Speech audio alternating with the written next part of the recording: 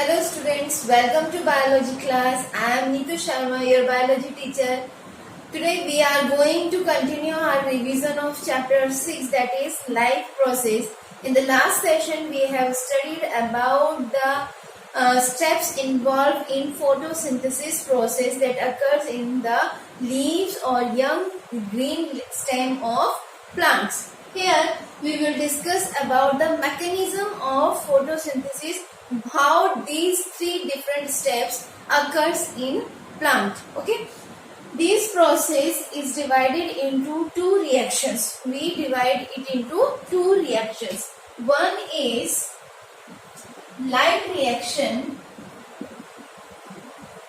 which is also known as photochemical phase, or we can say it is Hill's reaction. Another name or famous name for this reaction is Hill's reaction. ये anti वगैरह में आपको help कर सकता है.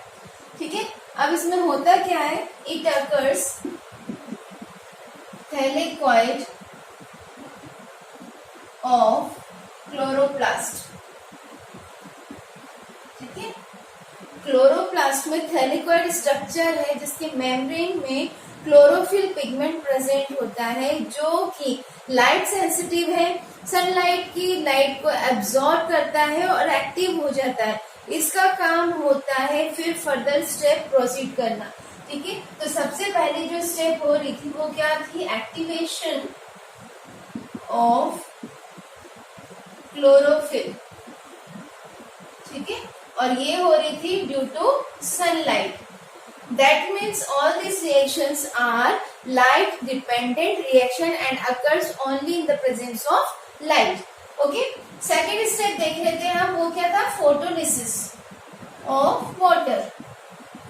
ये भी light reaction में होती है, क्योंकि फोटोलिसिस क्या है? फोटो मतलब लाइट, लिसिस मतलब ब्रेकडाउन. तो वाटर का जो ब्रेकडाउन हो रहा है वो किसकी प्रेजेंस में हो रहा है? सनलाइट की प्रेजेंस में हो रहा है. Along with यहाँ पर जो वाटर प्रेजेंट होता है लीव्स में, वो सनलाइट की प्रेजेंस में और साथ ही साथ कुछ मिनरल्स की प्रेजेंस में.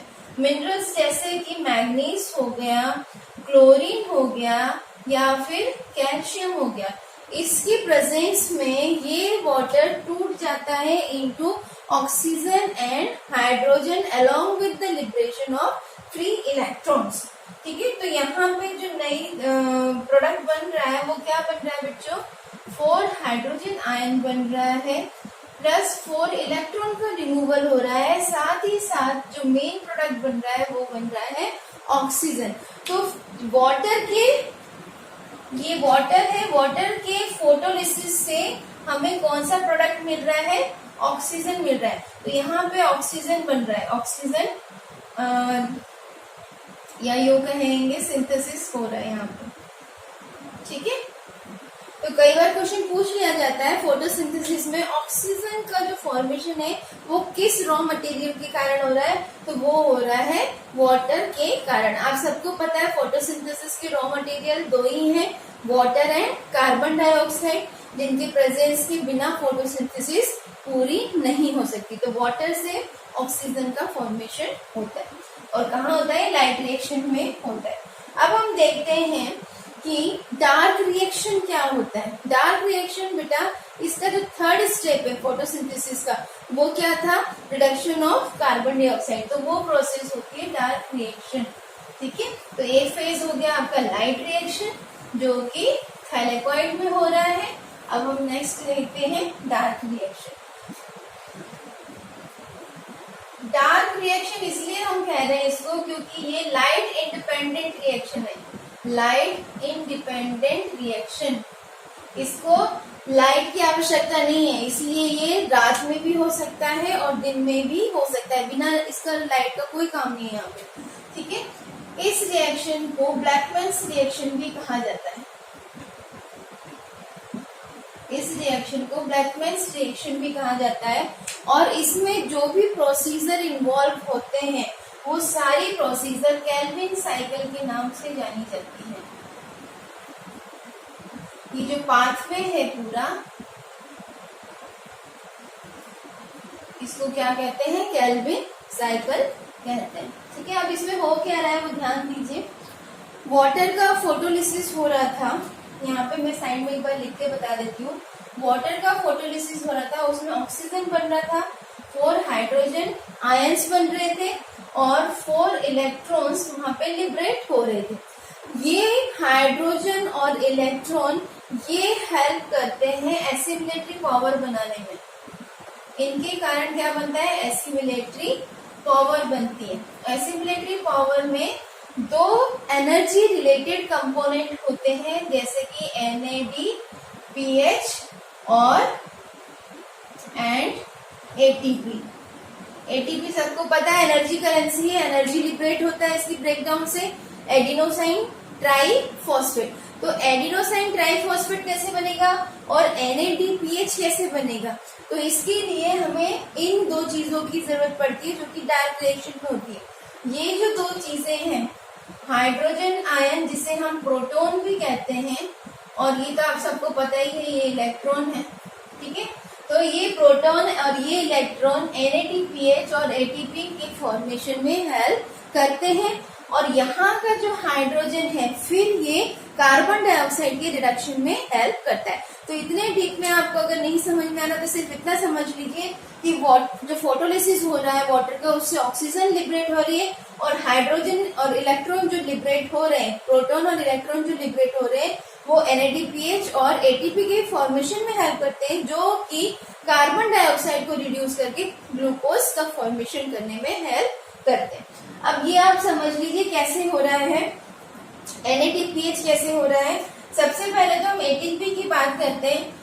ATP तैयार करेंसी है जिसमें से एनर्जी लिबरेट हो जाती है इनके ब्रेक बॉन्डेज होने से। अब ये बनता कैसे है, सबसे पहले जो ADP होता है प्लांट में, इसको मिलता है फॉस्फेट आयन। इसको क्या मिलता है, फॉस्फेट आयन, जो कि सनलाइट और इलेक्ट्रॉन की प्रेजेंस में, सनलाइट और इलेक्ट्रॉन की प्रेजेंस में ATP का फॉर्मेशन करते हैं। ठीक है, तो यहाँ पे इलेक्ट्रॉन यूज हो गया। फिर ऐसे ही NADP आयन होता है। ठीक है, NADP आयन होता है जो कि 4 हाइड्रोजन इलेक्ट्रॉन, सॉरी या यूं कहेंगे हाइड्रोजन जो है प्रोटॉन, और साथ ही साथ 4 इलेक्ट्रॉन, यहाँ पे 2 लगा देते हैं। ठीक है, 2 प्रोटॉन्स और 2 इलेक्ट्रॉन्स को कंबाइन करके बना लेता है NADPH प्लस H आयन। ठीक है, NADPH प्लस H आयन, ये कंबाइंड फॉर्म में बन जाएगा NADPH2, जो कि ये दोनों एसिमिलेटरी पावर फॉर्मेशन करने में हेल्प करते हैं।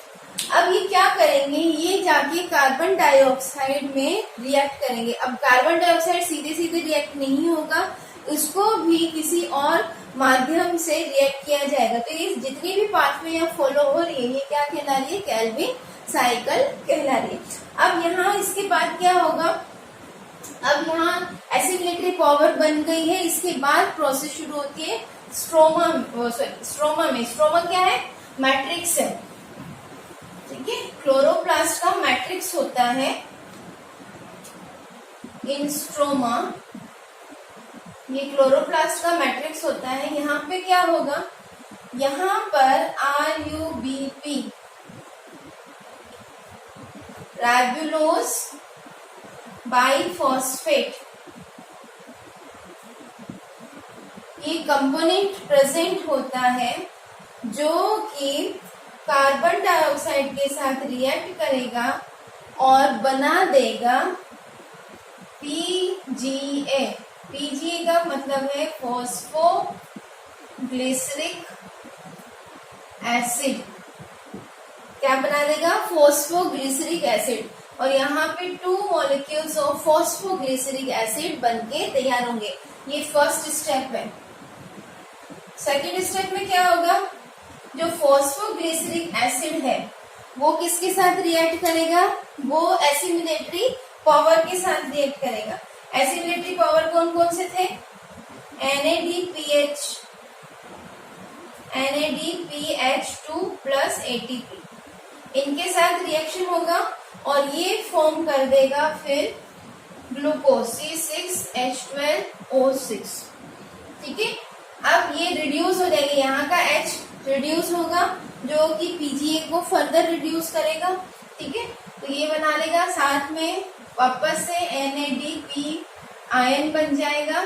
ठीक है, और बन जाएगा ADP जो कि फर्दर फिर फोटोलिसिस ऑफ वाटर से एसिमिलेटरी पावर में कन्वर्ट होगा और फिर आगे आने वाले कार्बन डाइऑक्साइड को रिड्यूस कर देगा। तो इस तरह से कार्बन डाइऑक्साइड से हमें क्या मिल गया, ग्लूकोज मिल गया। तो नेक्स्ट क्वेश्चन ये है कि कौन सा रॉ मटेरियल ग्लूकोज की फॉर्मेशन में हेल्प कर रहा है, कार्बन डाइऑक्साइड। कार्बन डाइऑक्साइड के रिडक्शन से ग्लूकोज बन रहा है। ये सारी प्रोसेस हो रही है स्ट्रोमा में और पूरा पाथवे जो स्टेप्स हैं इसके रिएक्शंस हैं वो क्या कहला रही हैं, केल्विन साइकिल। एनसीईआरटी बुक में इतना डीप में नहीं है, आपको स्टेप्स याद रखने हैं बस, कौन कौन से स्टेप फॉलो होते हैं। But for NTSC and other competitive exam like olympiad आपको ये ध्यान में रखना होगा, डीपली इंफॉर्मेशन आपको पढ़ना जरूरी है। ठीक है, तो सबसे पहले RUBP जो है राइबोलोज बाइफॉस्फेट, ये कार्बन डाइऑक्साइड के साथ रिएक्शन करके PGA बना लेगा, फॉस्फोग्लिसरिक एसिड बना लेगा। ये फॉस्फोग्लिसरिक एसिड एसिमिलेटरी पावर के साथ कंबाइन करके ग्लूकोज और इसका रिड्यूसिंग पावर बना लेगा जो फर्दर फिर ATP और NADPH2 में कन्वर्ट हो जाएंगे। तो ये तो प्रोसेस होगी आपकी फोटोसिंथेसिस की।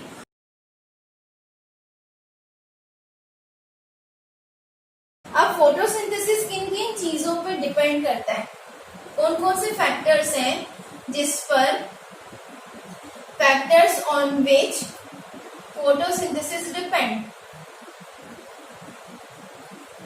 अब उन्हीं फैक्टर्स पे डिपेंड करेगा जो कहीं ना कहीं इसमें यूज हो रहे हैं। तो सबसे पहली चीज कौन सी यूज हो रही है, रॉ मटेरियल यूज हो रहा है। ठीक है, रॉ मटेरियल कौन कौन सा है बताइए, रॉ मटेरियल कौन कौन सा है, कार्बन डाइऑक्साइड एंड वाटर। ठीक है, अब कार्बन डाइऑक्साइड का अमाउंट ज्यादा होगा तो फोटोसिंथेसिस ज्यादा होगा, कार्बन डाइऑक्साइड का अमाउंट कम होगा, कंसेंट्रेशन कम होगा तो फोटोसिंथेसिस कम होगा। सिमिलरली वाटर का कंसेंट्रेशन ज्यादा होगा तो फोटोसिंथेसिस ज्यादा होगा, और वाटर का कंसेंट्रेशन कम होगा तो फोटोसिंथेसिस भी कम होगा। पर यहाँ पे एक कंडीशन है, ध्यान से सुनिए, जब कार्बन डाइऑक्साइड का कंसेंट्रेशन जरूरत से भी ज्यादा हो, मतलब नॉर्मल से भी हाई लेवल का हो, तो ये उल्टा असर करने लग जाता है, फोटोसिंथेसिस रेट को डिक्रीज कर देगा। सिमिलरली ऐसे ही वाटर आप ज्यादा देते जाओगे और हाई कंसेंट्रेशन हो जाएगा वाटर का, तो ये भी फोटोसिंथेसिस रेट को डिक्रीज कर देगा। तो ये नहीं कि हमें फोटोसिंथेसिस कराना तो बहुत सारा हम धूप में रख दें इनको, बहुत ज्यादा पॉल्यूशन वाले एरिया में रहते कार्बन डाइऑक्साइड में, ऐसा नहीं होगा, उल्टा असर होने लग जाता है जब इनको नॉर्मल से ज्यादा कंसेंट्रेशन में रखा जाता है। क्लियर है थी बात। दूसरा है बेटा लाइट, सारी चीजें लाइट से हो रही है, फोटोलिसिस हो रहा है, तभी जाके दूसरा स्टेप हो रहा है। तो लाइट में 400 से लेकर 700 नैनोमीटर की जो लाइट रेंज होती है, लाइट रेंज जो होती है स्पेक्ट्रम की, जिसमें रेड टू वॉयलेट रेज जो होती हैं, ये क्या करती हैं, फोटोसिंथेसिस रेट को इंक्रीज करती है, इंक्रीजेस फोटोसिंथेसिस रेट। ठीक है, और ये होता है रेड एंड वॉयलेट रेंज में। ग्रीन कलर में क्या होगा, ग्रीन कलर की रेंज में ये मिनिमम होगा, मिनिमम फोटोसिंथेसिस होगा। ठीक है, ग्रीन कलर की रेंज में मिनिमम फोटोसिंथेसिस होगा। तीसरा फैक्टर क्या है, टेम्परेचर। अगर रेंज हमारे आसपास का एनवायरमेंट का टेम्परेचर 30 to 40 डिग्री सेल्सियस हुआ, कितना हुआ, 30 to 40 डिग्री सेल्सियस, तो यहाँ पर फोटोसिंथेसिस रेट हाई होगा, फोटोसिंथेसिस रेट हाई होगा। अगर इससे ज्यादा टेम्परेचर हुआ तो फोटोसिंथेसिस रेट डाउन हो जाएगा। ठीक है, तो ये आपको 3 फैक्टर्स याद रखने, रॉ मटेरियल में 2 फैक्टर्स हैं, आप उसको अलग अलग भी काउंट कर सकते हैं, तो 4 फैक्टर्स हो जाएंगे। फिर लाइट है और टेम्परेचर है जो कि फोटोसिंथेटिक रेट को कंट्रोल करते हैं, या यूं कहेंगे फोटोसिंथेटिक रेट इन 4 फैक्टर्स के अकॉर्डिंग वर्क करता है या डिपेंडेंट है। तो यहाँ आपका बेटा कंप्लीट हो गया है nutrition in plant. Next topic हमें पढ़ना है न्यूट्रिशन इन एनिमल्स। बेटा अभी तक हमने न्यूट्रिशन इन प्लांट्स कंप्लीट कर लिया है। यहाँ तक किसी बच्चों को कोई प्रॉब्लम है तो वो टॉपिक आप अपने चैट बॉक्स में मेंशन करके मुझे बताइए। नेक्स्ट सेशन में हम इसको डिस्कस करेंगे, और अगर आपको समझ में आ गया है तो यस करके मुझे बता दीजिए, मेंशन कीजिए, ताकि मैं आगे प्रोसीड कर पाऊँ। ठीक है, नेक्स्ट जो टॉपिक हमें पढ़ना है बेटा वो पढ़ना है nutrition in animals.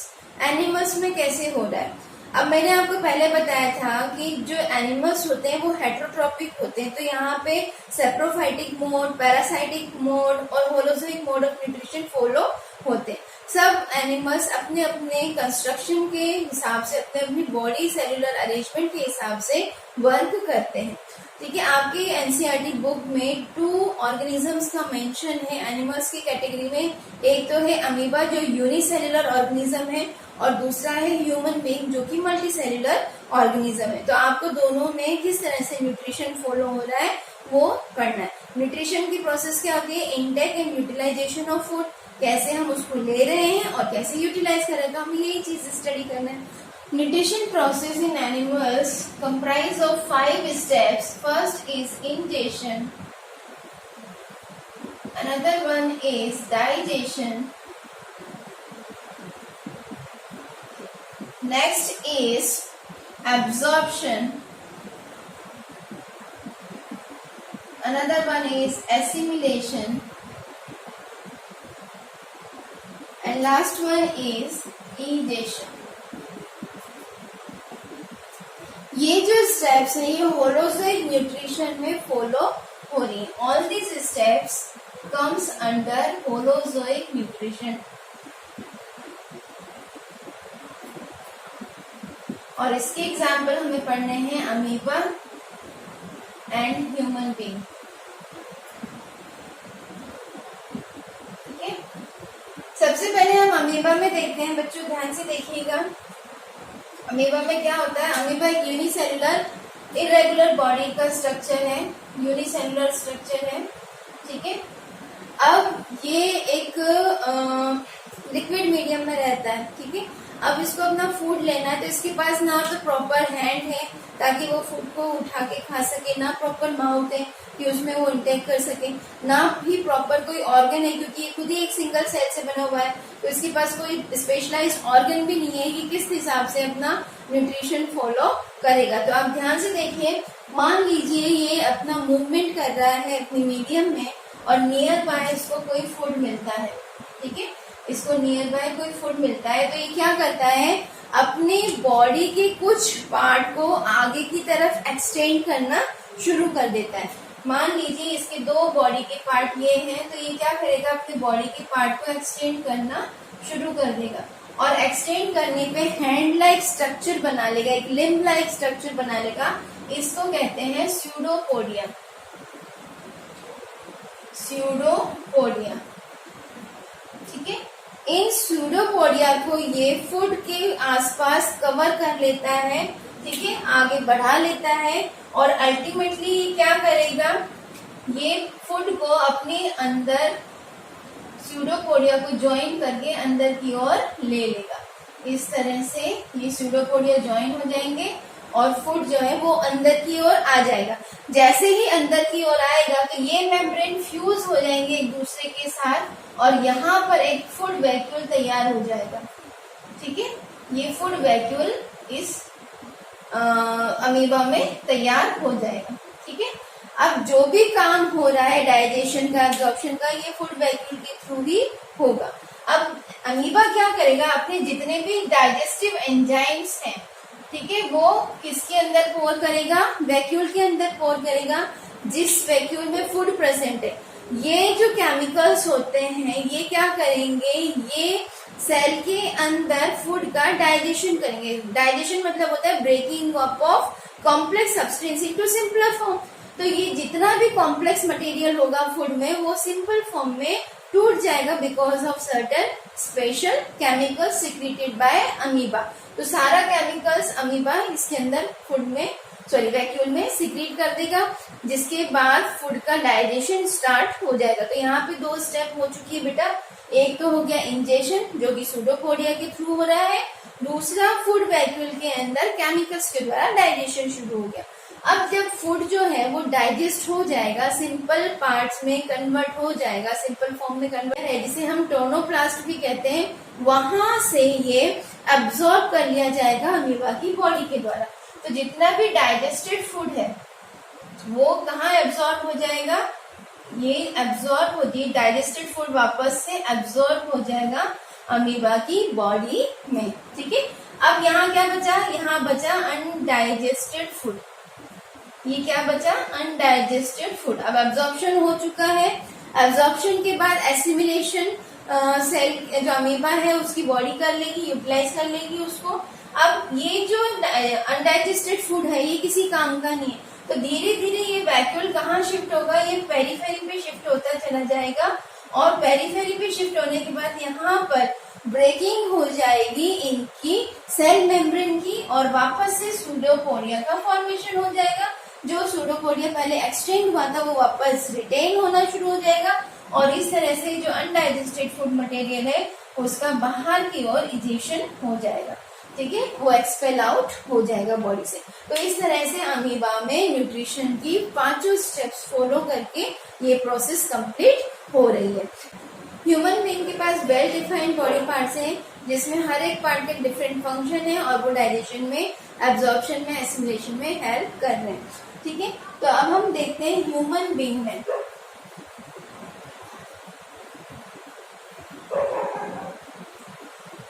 Human being में जो प्रोसेस हो रही है न्यूट्रिशन की, वो हो रही है डाइजेशन के थ्रू, और इसलिए इसके पास एक वेल डिफाइंड डाइजेस्टिव सिस्टम है। ठीक है, और इस डाइजेस्टिव सिस्टम के थ्रू न्यूट्रिशन की सारी स्टेप्स फॉलो हो रही है। डाइजेस्टिव सिस्टम को 2 पार्ट्स में डिवाइड कर दिया है ह्यूमन बीइंग में फॉर द स्टडी। एक है एलिमेंट्री कैनाल और दूसरी है डाइजेस्टिव ग्लैंड्स। ये दोनों आपस में कोऑर्डिनेशन में वर्क करते हैं। ठीक है, एलिमेंट्री कैनाल क्या है, long muscular tube like structure है। लॉन्ग मस्कुलर स्ट्रक्चर जो स्टार्ट कहां से हो रही है, starts from mouth up to anus. कहाँ एंड हो रही है, एंड अप टू एनस। ठीक है, इसमें कौन कौन से पार्ट है बेटा जो हमें पढ़ने हैं, माउथ पढ़ना है। ठीक है, उसके बाद है ईसोफेगस, इसके बाद है स्टमक, फिर हमें पढ़ना है स्मॉल इंटेस्टाइन, फिर हमें पढ़ना है लार्ज इंटेस्टाइन,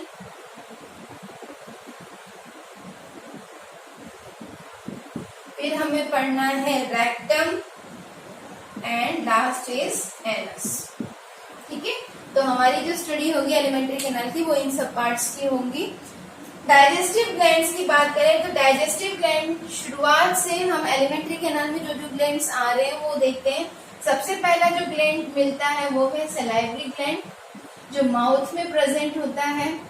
फिर है गैस्ट्रिक ग्लैंड जो स्टमक में प्रेजेंट होते हैं। उसके बाद है लीवर, लार्जेस्ट ग्लैंड है जो डाइजेशन में हेल्प कर रहा है, खुद डाइजेशन नहीं करवा रहा पर हेल्प कर रहा है। फिर है पैनक्रियाज। ठीक है, तो ये जो 4 ग्लैंड्स हैं ये डाइजेशन में हेल्प कर रहे हैं, न्यूट्रिशन प्रोसेस में हेल्प कर रहे हैं। तो ये हम स्ट्रक्चर स्टडी करते हैं। सबसे पहला स्ट्रक्चर जो हमें स्टडी करना है वो है माउथ। अब बेटा माउथ ध्यान से देखिए, आप लोग देख सकते हैं अपने माउथ को। बाहर एक ट्रांसफर स्लिट लाइक ओपनिंग है, स्लिट एक छोटा सा ओपनिंग है। ठीक है, ये किससे गार्ड है, ये लिप्स से गार्ड है। हमारे जो अपर एंड लोअर लिप्स हैं ये इस ओपनिंग को गार्ड किए हुए हैं। ठीक है, इसके अंदर एक होलो कैविटी है। उस होलो कैविटी में कुछ स्ट्रक्चर्स प्रेजेंट है, जैसे कि सबसे पहले आपको टीथ दिखेगा, उसके बाद टंग दिखेगा, उसके बाद अंदर आपके ग्लैंड्स हैं जो आप नॉर्मली विजुलाइज नहीं कर सकते पर आप फील कर सकते हो उसको। ठीक है। तो बाहर की जो ओपनिंग है ये तो माउथ हो जाता है। इनसाइड क्या है इसमें, इनसाइड एक होलो कैविटी है, ठीक है। और इस कैविटी को क्या कहते हैं, इस कैविटी को हम कहते हैं buccal cavity. This cavity is termed as buccal cavity और ओरल कैविटी। क्लियर है। इस ओरल कैविटी में क्या क्या प्रेजेंट है, teeth, tongue and salivary gland, ठीक है। टीथ क्या है बेटा, टीथ को हम अगर देखें तो टीथ जो है ये हार्ड स्ट्रक्चर प्रेजेंट होते हैं, hard structure present that helps in crushing, cutting food, ठीक है। जो भी कॉम्प्लेक्स फूड हम, बड़े पीसेस का फूड हम जो खा रहे हैं उसको छोटे पीसेस में कन्वर्ट कराने में टीथ हेल्प करते हैं। कहीं ना कहीं ये स्मॉलर पीस इसलिए करवाते हैं ताकि स्मॉलर पीस आसानी से हमारे एलिमेंट्री कैनाल में पास हो सके और इनका बेटर डाइजेशन हो सके, ठीक है।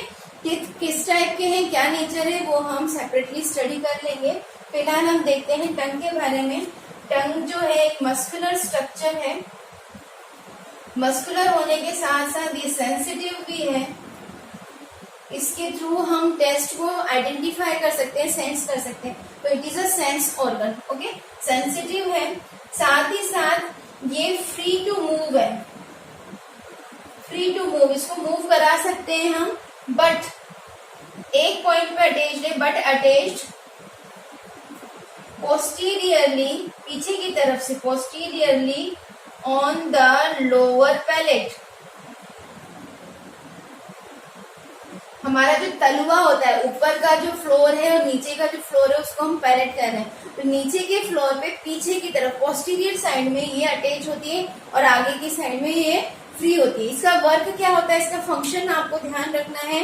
फंक्शन है एक तो ये स्पीच फॉर्मेशन में हेल्प कर रही है ना, इसके साथ साथ फूड के स्वेलिंग में हेल्प कर रही है, फूड को अंदर की ओर पुश कर रही है। और क्या हेल्प करती है, मेस्टिकेशन में हेल्प करती है। हेल्प इन मेस्टिकेशन, मेस्टिकेशन मतलब होता है टीथ के द्वारा जो ग्राइंडेड फूड है उसमें सलाइवा का मिक्सिंग होना, ठीक है। जो च्यूड फूड है या च्यूड फूड है, चबाया हुआ फूड है, उसमें सलाइवरी ग्लैंड से जो सलाइवा निकल रहा है उसकी प्रॉपर मिक्सिंग कराना, जिसको हम क्या कहते हैं, मेस्टिकेशन। तो मेस्टिकेशन में टंग हेल्प करती है। तो ये कुछ इसके फंक्शंस हैं, बस इतना ही आपको टंग में स्टडी करना है, ये क्या होती है और इसके फंक्शन क्या होते हैं, ठीक है। अब हम थोड़ा टीथ को देख लेते हैं, क्योंकि टीथ थोड़ा कॉम्प्लेक्स सा स्ट्रक्चर है और इसकी जो कैरेक्टर्स हैं वो थोड़े से आपको देखने हैं, पढ़ने हैं, ठीक है। तो हम टीथ के बारे में बात करते हैं बच्चों। सभी ने देखा होगा ह्यूमन बीइंग में 2 बार टीथ आते हैं और सभी टाइप के टीथ जो हैं structure wise and function wise भी अलग अलग होते हैं, ठीक है। और हमारे टीथ फ्लोटिंग नहीं है, ये हमारे जॉज में एम्बेडेड है। तो इस तरह से इनके 3 तरह के कैरेक्टर्स या नेचर्स हमें पता चले हैं। टीथ मैंने आपको बताया था हार्ड स्ट्रक्चर होता है, जस्ट लाइक अ बोन, ठीक है। हार्ड स्ट्रक्चर है, not a bone but just like a bone. यहाँ पे भी कैल्शियम और फास्फोरस का डिपोजिशन देखने को मिलता है। इसकी जो कवरिंग होती है ऊपर की ओर, इसको हम एनिमल कहते हैं। ये एक शाइनी प्रोटेक्टिव कवरिंग है जो अंदर के स्ट्रक्चर्स को प्रोटेक्ट करती है। नीचे की तरफ जो इसके रूट्स हैं वो हमारी जॉज में एम्बेडेड है, ठीक है। Roots are embedded in jaws. Jaws मतलब क्या होते हैं, जबड़े। हमारा ऊपर वाला जॉ अलग है, नीचे वाला जॉ अलग है, और नीचे वाला मूवेबल है, ऊपर वाला नॉन मूवेबल है, ठीक है। तो जॉज में ये टीथ अटैच होते हैं रूट्स के थ्रू और यहाँ पे ब्लड कैपिलरीज की सप्लाई काफी होती है। अभी मैं आपको बता रही थी नेचर के बारे में, कितने टाइप के होते हैं ये। तो इसको हमने 3 कैटेगरी में डिवाइड कर लिया है, 3 कैटेगरीज में डिवाइड कर लिया है। पहला तो है बेटा थीकोडेंट या थीकोडोंट। थीको मतलब एम्बेडेड होना, ठीक है, धसे हुए होना। हमारे जो जॉज हैं इसमें सॉकेट बने हुए, खाली गड्ढे से बने हुए हैं, जैसे आपने इलेक्ट्रिसिटी का बोर्ड देखा होगा, प्लग को हम उस सॉकेट में डालते हैं और वो फिक्स हो जाता है, वहां गड्ढे होते हैं उसी में ही वो फिक्स होते हैं, तो वो सॉकेट कहलाता है। ऐसे ही जॉस में हमारे कुछ गड्ढे हैं जिसमें टिथ फिक्स है, एम्बेडेड है, तो ये एक तरह के सॉकेट में ये धसे हुए हैं, इसीलिए इनको क्या कहा जा रहा है, थीकोडोंट कहा जा रहा है। ठीक है, दूसरा है बेटा डायफायोडोंट। डायफायोडोंट मतलब होता है एक ह्यूमन लाइफ में जो टीथ हैं वो 2 बार अपेयर होते हैं। ठीक है, appear twice in life time. पर इसमें भी बेटा सारे जो टीथ हैं वो डबल अपेयर नहीं होते, इसमें से जो मोलर्स हैं वो सिंगल टाइम ही अपेयर होते हैं, बाकी जो इंसीजर है, कैनाइन है, ये डबल टाइम अपेयर हो जाते हैं। ठीक है, नेक्स्ट जो है बेटा वो है हेट्रोडोंट। हेट्रोडोंट मतलब सभी टीथ अलग अलग स्ट्रक्चर और फंक्शन लिए हुए हैं। 4 टाइप्स की टीथ देखने को मिलते हैं। इंसीजर जो होते हैं वो फ्लैट नेचर के होते हैं। ठीक है, और फिर कैनाइन है जो कि पॉइंटेड है। उसके बाद प्रीमोलर है जो कि थोड़े से ब्रॉड होते हैं, और मोलर ज्यादा ब्रॉड होते हैं। ठीक है, तो ये 4 टाइप्स के structure wise and function wise different देखने को मिलते हैं। इनका जो अरेंजमेंट होता है, arrangement of teeth in a jaw is termed as dentition. इनका जो अरेंजमेंट है उसको क्या कहते हैं, डेंटिशन। ये जो टीथ है डायफॉइडेंट, ये 2 तरह के होते हैं, एक होता है मिल्क टीथ और एक होता है परमानेंट टीथ। ठीक है, मिल्क टीथ बेटा 20 नंबर्स में होते हैं, परमानेंट 32 नंबर्स में होते हैं। और इनका जो अरेंजमेंट है वो देखिए कैसे लिखते हैं। मिल्क टीथ का अरेंजमेंट आप लिखेंगे, कैनाइन जो होते हैं वो इंसीजर से स्टार्ट करते हैं। इंसीजर जो होते हैं बेटा 2x2, मतलब ऊपर के जॉ में भी 2 रहते हैं, लोअर जॉ में भी 2 रहते हैं। कैनाइन भी 1x1 एक साइड में होते हैं। ठीक है, ये हाफ पार्ट का मैं आपको बता रही हूँ, इसका हम डबल कर देंगे तो हमें टोटल नंबर ऑफ टीथ मिल जाएंगे। फिर है प्रीमोलर। मिल्क टीथ में प्रीमोलर एब्सेंट होते हैं, प्रीमोलर एब्सेंट होते हैं बच्चों, और मोलर जो होते हैं वो सिर्फ 2 ही होते हैं। ठीक है, मोलर सिर्फ 2 ही होते हैं। थर्ड मोलर जिसे हम विजडम टूथ कहते हैं वो मिल्क टीथ में बच्चों में प्रेजेंट नहीं होते। ये आते हैं 6 मंथ्स के आसपास आना शुरू हो जाते हैं। ठीक है, और रिप्लेस होते हैं 7 इयर्स के आसपास। तो ये डेंटिशन फॉर्मूला है फॉर द मिल्क टीथ। आप देख सकते हो यहाँ पे कितने टीथ हो गए, 2 1 2, मतलब एक साइड में कितने हो गए 5, दूसरी साइड में 5, तो एक जॉ में कितने हो गए बच्चों 10। ठीक है, और ऊपर वाली जॉ में भी 10 इसी तरह से, तो टोटल कितने टीथ होंगे 20 टीथ होंगे मिल्क। ठीक है, परमानेंट टीथ की बात करें,